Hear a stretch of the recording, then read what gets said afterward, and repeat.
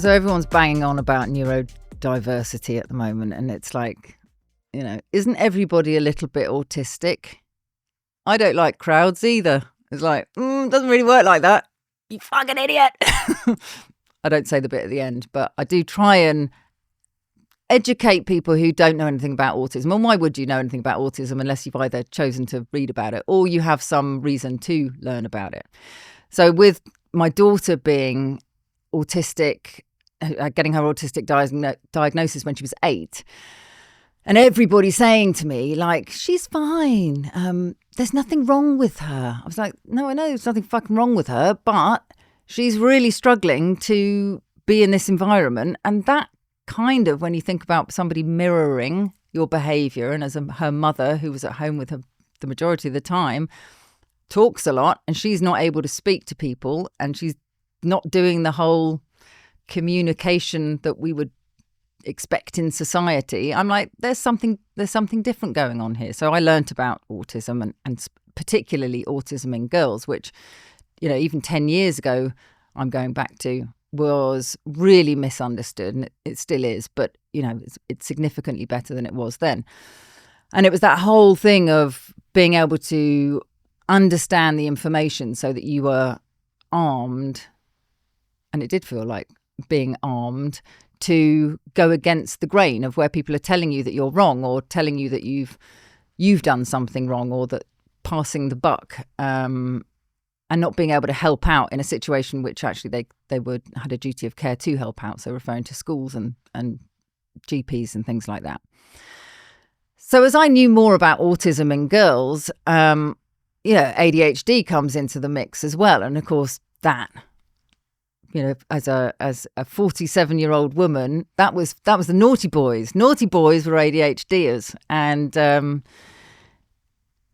I am very close to lots of people who are the naughty boys of ADHD, with the ADHDers. And you realise actually the birds of a feather flock together. So if you are wondering, you think, oh yeah, I'm ADHD or I'm autistic, just look at your friends and you'll know pretty quickly, because that's often a sign I found.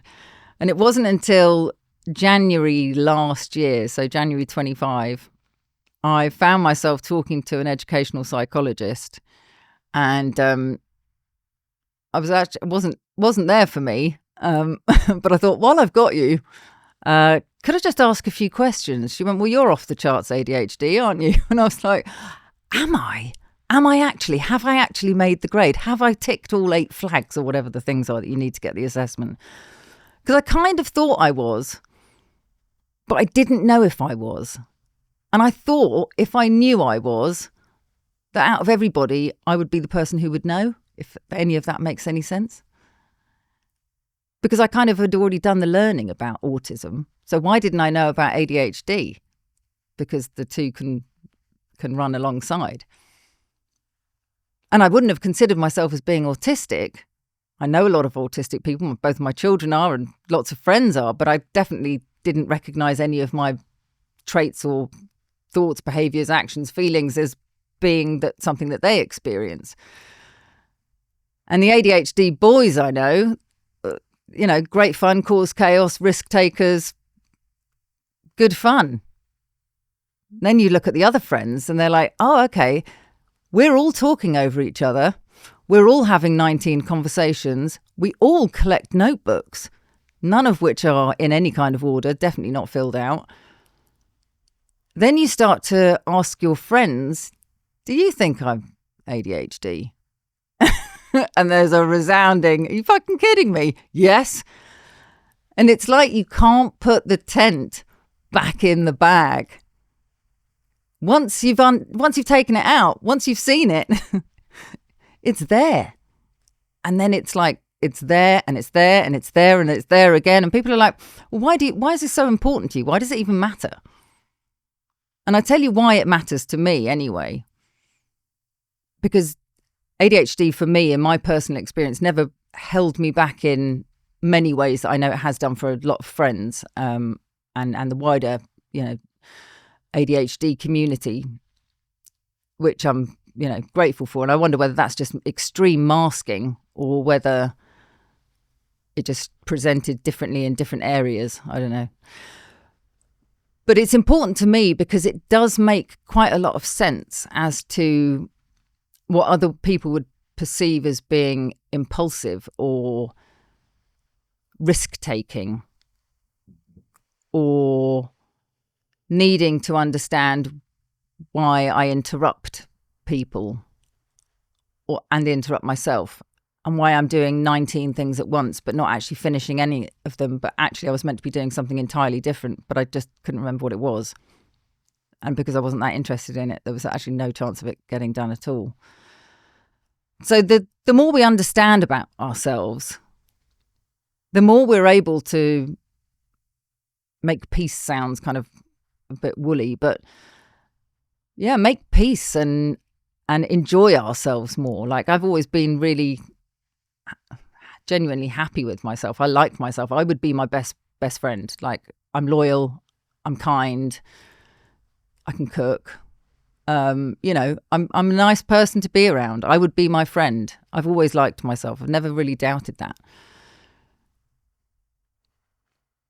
But making peace with yourself when you know there's something that's perhaps held you back, like where I've made decisions which probably neurotypical people wouldn't have made, certainly not in the same way.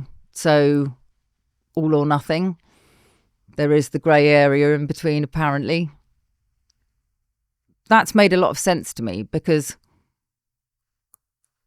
I think if you know that you're struggling with finding the grey, and then you can be labelled as being impulsive or not thinking things through, when actually you've thought of nothing else, because that becomes your hyper-focus, is thinking about that very thing. So you've really thought about it, but to the outside world, it's not in the same way that they maybe have.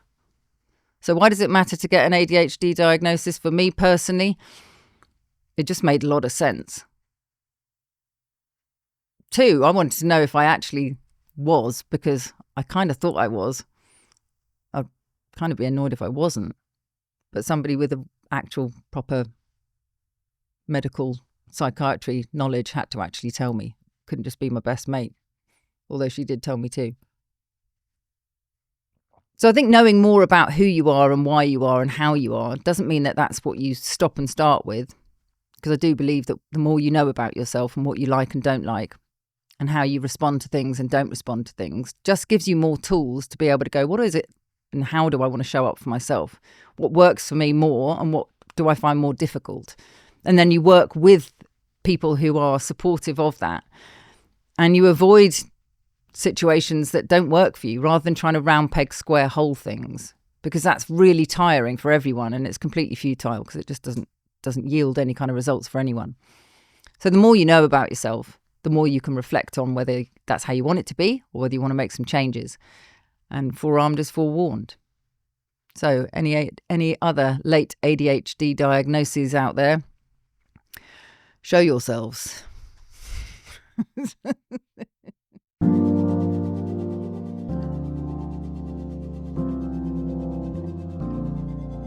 So if you've loved what you've heard, I would really appreciate you subscribing, sharing it with your friends, family, colleagues, waifs and strays. They are all welcome here.